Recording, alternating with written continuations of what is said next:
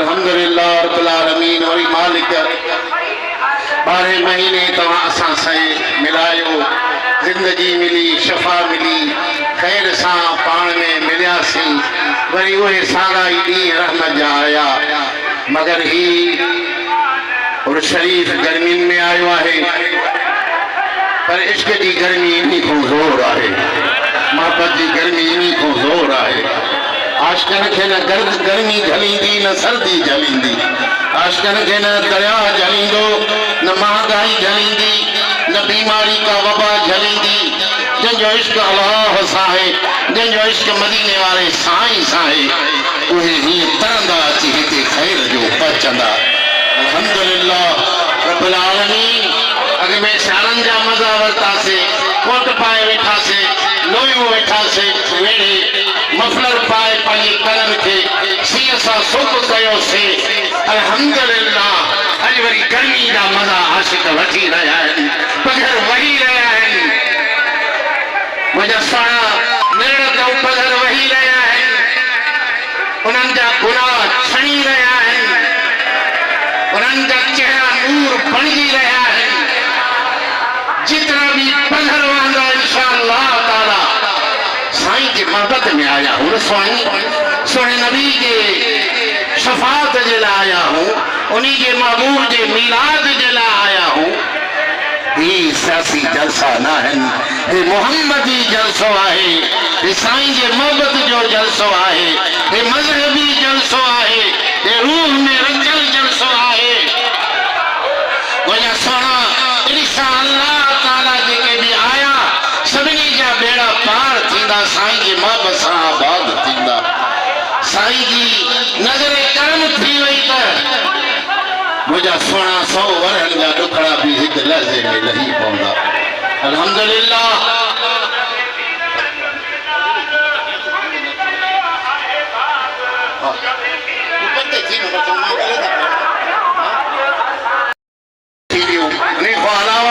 जमात के हमेशा अर्ज़ है, बारे शरीफ के कयो वेंदो है दुरूद शरीफ के पढ़ण, उहे सौगातूं, उहे नूर नाला नूर वारियूं रहमतूं असांखे जमात जे तरफ़ां भी मिलियूं आहिनि, घर वारनि जे तरफ़ां भी मिलियूं आहिनि।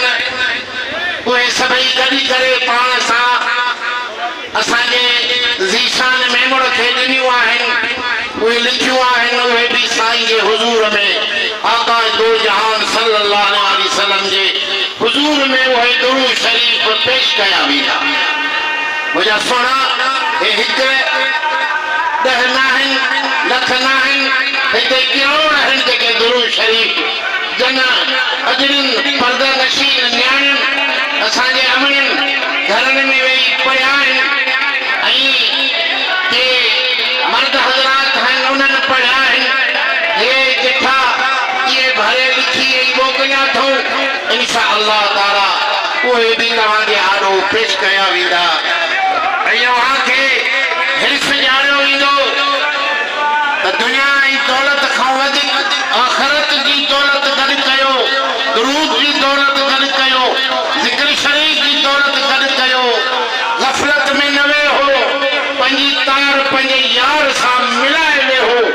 जंहिंजो दुरूद शरीफ पढ़ियो वेंदो, जेको भी उन्हीं जी दिल वाली तार जेका है सरकार दो आलम सां सदाई जुड़ियल रहती है, गॾु रहंदी। मुंहिंजा सोना इंशाअल्लाह ताला मगरिब नमाज खां बाद उहे अहल बैत सगोरा असांजा ॾाढा पीर भी आहिनि, उहे भी ईंदा, ऐं असांजा साहिबजादान दरगाह आलिया मशहूरी शरीफ जा नींदर उहे भी तशरीफ थींदा।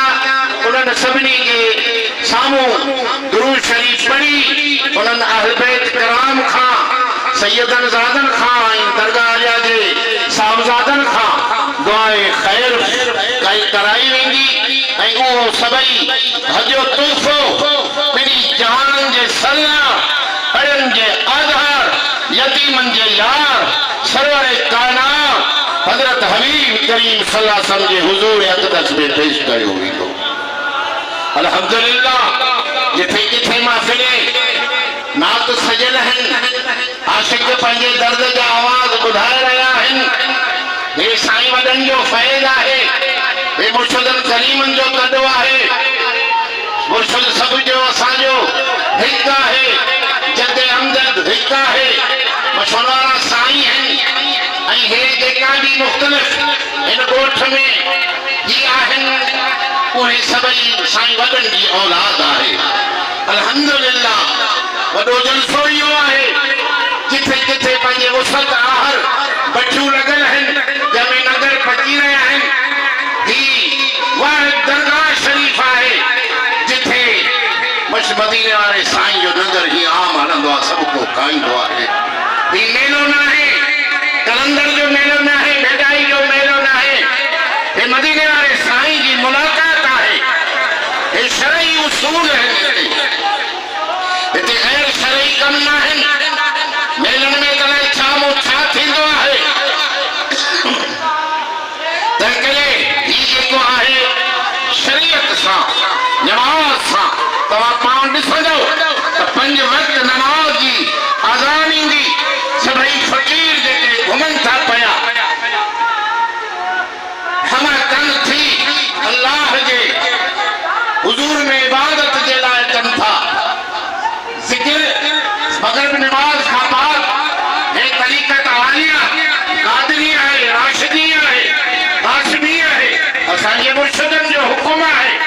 मग़रिब नमाज़ खां बाद 4 तस्बीह ज़िक्र क़ादरी तरीक़े जूं कई हुई थी वञे।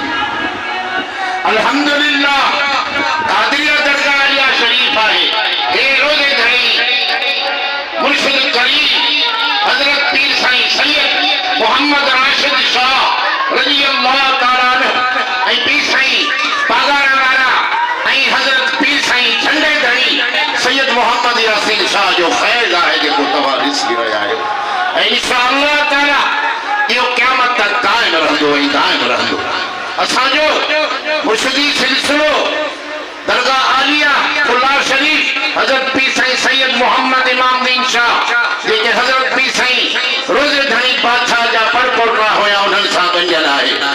ऐं असांजे साईं वॾनि जो उस्तादी सिलसिलो दीन जो, फ़िक़्ह जो, तालीम जो, उहा हज़रत साईं क़िबला अबुल फैज़ सोने जदोई वारा साईं गुलाम उमर रज़ी अल्लाह ताला अन्हु ऐं दरगाह आलिया शदाद कोट ऐं पाक शरीफ उन्हनि सां हे मुनसलक आहे। इंशाअल्लाह ताला इहे ॿई नहरूं अॼु बि जारी सारी आहिनि, जेके बि हिते ईंदा उन्हनि खे फैज़ मिलंदो, रहमत मिलंदी ऐं बरकत मिलंदी। हाणे ख़ैर सां नात शरीफ़ जो सिलसिलो आहे, फ़क़ीर कंपेन कंदो ऐं नात ख़ाननि खे सॾींदो। उन्ही खां बाद वरी नमाज़ मग़रिब जो वक़फ़ो करे ज़िक्र शरीफ़ जूं 4 तस्बीहूं वॾे आवाज़ सां पढ़ियूं ईंदियूं। हिकु आवाज़ सां तव्हां जेकॾहिं पढ़ंदो इंशाअल्लाह ताला अल्लाह जी मथां रहमत जो नुज़ूल थींदो। अल्लाह तव्हां खे सदा ख़ुशि ऐं आबाद।